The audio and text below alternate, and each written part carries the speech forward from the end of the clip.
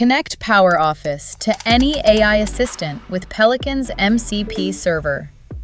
Sign up for a free Peliqan account. Once you're logged in, head to Connections. You get a built-in data cache right out of the box. From here, click on Add a Connection. Then search for PowerOffice, then add it as a connector. As soon as the connection is established, a pipeline is created automatically. Your data is instantly available as tables inside the data cache, ready for your AI assistant to access without delay.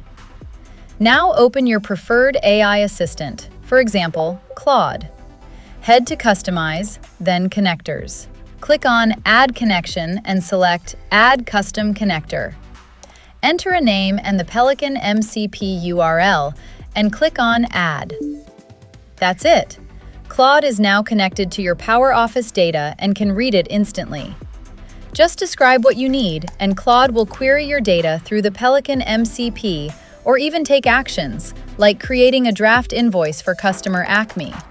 Real data, real answers. Try it at peliqan.io.